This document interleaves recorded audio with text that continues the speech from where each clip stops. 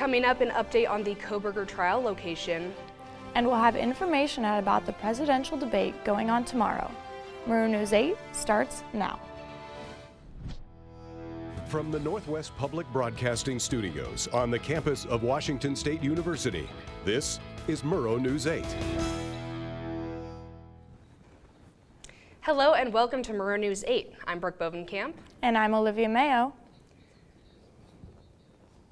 The Brian Kohberger murder trial will be moved out of Moscow. Latah County 2nd District Court Judge John Judge has granted the defense's change of venue motion. Judge didn't specify where the trial will be moved and asked the Idaho State Supreme Court to decide where the trial will be. In his decision, the judge said that the sheriff's office does not have enough deputies to provide enough security to keep the trial safe, and that the Latah County courthouses aren't big enough to handle a trial of this magnitude. Kohberger is charged with 4 counts of first-degree murder. Prosecutors are seeking the death penalty if convicted.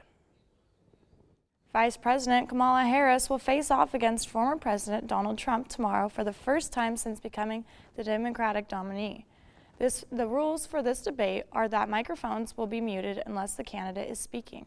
This was something that Harris's team asked to be changed. Harris's team said that Harris will be an advantage by the muted mics because it will shield Trump from direct exchange.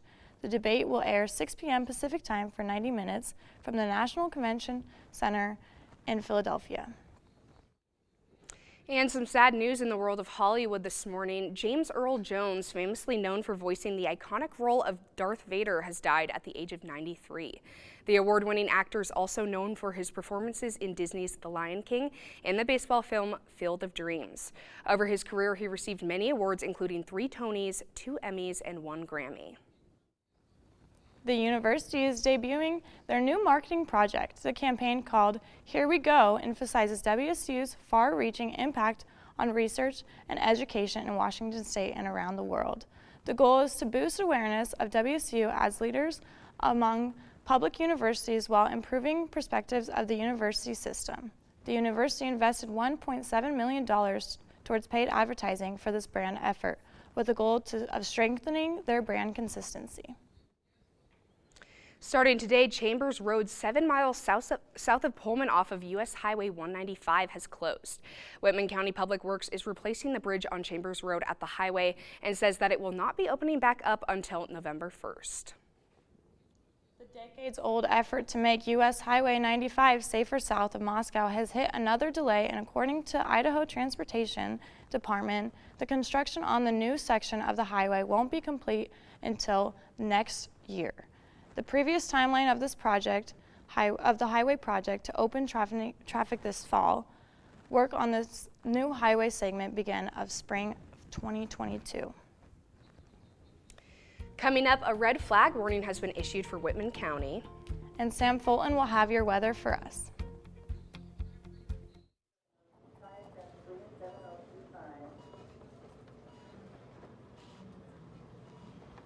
It's okay to be scared. You don't have to be so strong.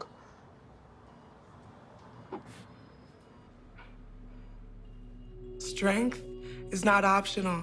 This is my mother, my purpose. Real muscle is lifting her spirits between bedpans and bad news from doctors that doubt her strength. Strength is buried in bills, managing meds, and swallowing those moments of, Mom, it's me, your daughter. Remember? My strength is super, but I'm still human, right? Look who's here. There she is. Hey, thanks for your patience. Thank you so much. How you feel? If you're caring for a loved one, visit aarp.org/caregiving for care guides and community, or call 1-877-333-5885. The dangerous traditions of burning couches has returned after the big win this Saturday versus Texas Tech. The Blues got a little too excited. There were 2 couches that were set on fire in the middle of Colorado Street. The fires were extinguished and the flames didn't spread, causing any further damage. The University of Idaho's Dean of the College of Agriculture and Life Sciences has announced his retirement. Michael Perella says he plans to retire in June after 9 years working with the university. U of I will begin their search for a replacement this year. Cookeville was closed this past Saturday during the Texas Tech game, We tried to reach out to Cougar Athletics as to why it was closed during the big game, but did not get any information. Cougville is located at Roger Field and takes place 3 hours prior to kickoff and reopens again at halftime. Head over to Glen Terrell Mall tomorrow from 10 a.m. to 2 p.m. for a chance to learn more about opportunities to study abroad. The Global Learning Office will be on the mall for the Study Abroad Fair, and there will be lots of providers coming to campus to chat about different programs, as well as friendly faces from various on-campus resources ready to discuss all things scholarships, funding options, academic requirements, and much more. And Whitman County is waiving a red flag warning that has been issued for high wildlife danger. The National Weather Service has announced the warning starts today at noon and will end tonight at 7 p.m. And gusty winds this afternoon are expected to reach up to 30 miles per hour. Speaking of winds, Sam, what is the wind looking like for the rest of the week in the forecast? I know it's supposed to be cooling down a little bit, but I think there is going to be those winds sticking. Yeah, thank you, Brooke.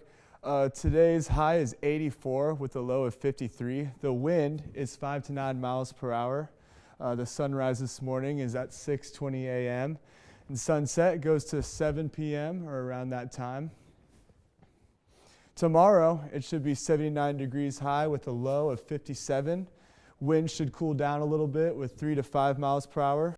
The sunrise is at 6:20 a.m. and sunset for all you Cougs without AC like myself should be at 7. Up on the state map, we have Olympia at 74 degrees with a low of 56 in the west side. Seattle, we have 72 to 57 for the game this Saturday. Cougs are going to win. Yakima is by far one of the hottest areas with a 90 degrees and the low of 55. On our side of the map a little more, we have the Tri-Cities with 94. That will be the hottest in central Washington and low of 62. Spokane and Pullman around 80s as we have our weather. Tuesday we have 79 degrees with a low of 57. Wednesday 64 to 45 and Thursday 61, 45. Saturday, the game day, 74 degrees with a low of 56, so be sure to wear some warm stuff. And back to you, Brooke and Olivia, with more news.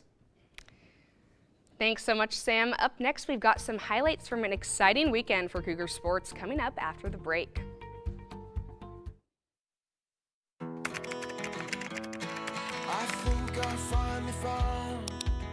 Hey, how you doing? Hey, Mason. Hey, Mason.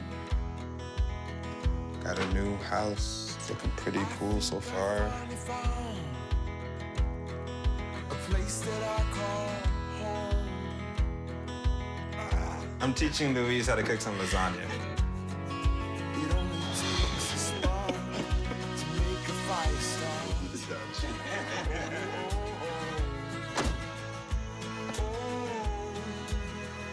Thank you. Study, please.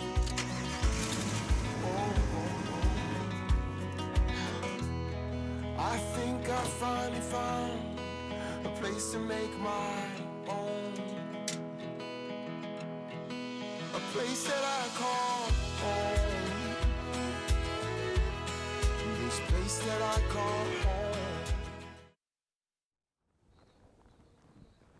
The Cougs beat Texas Tech 37-16 Saturday night. Quarterback John Mateer rushed for 197 yards and had a touchdown. Washawn Parker also had a 43-yard touchdown. Javinsky Schlegenbaker added a pair of short touchdown runs as the Cougars dominated their highest-profile opponent to visit Pullman this season. Coach Jake Dicker had a few words for the fans in the after-game press conference Saturday. But this is not a statement win. Washington State has played at the highest level forever. We beat another team that plays at the highest level. That's it. We've done that hundreds of times. Okay, that's the way we look at it. That's what we're excited about. We came in to get 1-0. We knew we had to play a certain way, and we went out there and did it. That's what I'm the most proud of. So, I don't want to get into, it was bigger than what it was. We took down a Power 5 team, and we're a Power 5 team. The Cougs can continue to show their Power 5 mentality in this week's game. The Cougars go to Lumen Field in Seattle to play the University of Washington Saturday the 14th at 12:30 p.m. This is the 116th meeting between these two teams.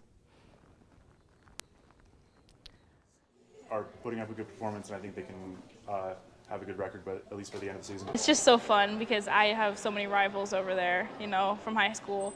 And I think it's just like the quintessential WSU experience is the Apple Cup. Soccer also wrapped up the weekend in a draw at home versus UC San Diego in a final score of 1-1. With UCSD leading in the 22nd minute, the Cougs continue to press into the attacking third, finishing the half with 10 shots to San Diego's 3. Reed scored the equalizing goal in the 37th minute. The women Cougs will be on the road for the next 2 weeks, playing a pair of matches in Georgia before visiting Utah State in 2 weeks. Volleyball can also look forward to hitting the road for an away game against the Eastern Washington Eagles at home tonight, September 9th at 6 p.m. This is the second meeting of these two schools this season. The Cougs just beat the Eagles on Friday, September 6th at home 3-1. The Cougs even their overall record at 2-2 with this 4-set win. Women's golf is still underway while they're in Kentucky. Head coach Kevin Tucker said, quote, "Our whole team fought hard today. Maddie and Sarah were solid all day and they put us in a good spot. Heading into the final 36 holes, the golf course hosts a PGA Tour event every year, so it is pretty demanding. We have to continue to stay patient throughout the round and commit to every golf shot," end quote. Monday's second round play will start tee times, while Tuesday's final round will have a gunshot start. And today's holiday is bringing us back to some memories with our favorite childhood companion. It feels like no matter where you look, the state of the world's getting worse. Oceans full of plastic, an endless amount of waste, an impossible task ahead of fixing our beloved planet. But change can't happen if you do nothing. So here's where you should start. Reduce. Why? Because Americans produce more than 200 million tons of waste every year, and you don't want to add to that. Reuse. Why? Because reusing and repurposing cuts back on unnecessary waste, and it gives things a chance at new life. Recycle. Why? Because recycling creates jobs, it helps our community, and it helps our planet. And after doing all this, what will we be left with? We'll be left with a planet that will slowly start to heal. We'll be left with more money in our pockets. We'll be left with more opportunity for work. And most importantly, we're left with hope for the future. So reduce, reuse, recycle. Care Bears Share Your Care Day is celebrated today, and the Bears are on a mission to spread caring, sharing, love, and happiness. In the last 10 years, 90 million bears have been sold. I don't know about you guys, but I did not have any Care Bears growing up, but I was really big on Build-A-Bears, and then you could put the little sound machines in them, kind of press them, and they would say something. I had a lot of those. I had, I think, one. It was a dog, not Care Bear, but a Build-A-Bear, and yeah, I did the same thing where like I could hear his heartbeat, or like if you squeezed it, said something. Yeah, you could like record the message yourself. Yeah, that was my favorite part about it. Yeah. I was saying, being from a small town, there was never one Care or Build-A-Bear around us, so we always, it was kind of like an adventure to go and get, you know, a new bear with my family. We'd have to take a day trip to the mall, and very exciting. It's like a little tradition for me too. Yeah, I also, growing up, had a teddy bear that was, you know, pretty close, and I slept with every night. Yeah, definitely a fun companion to have.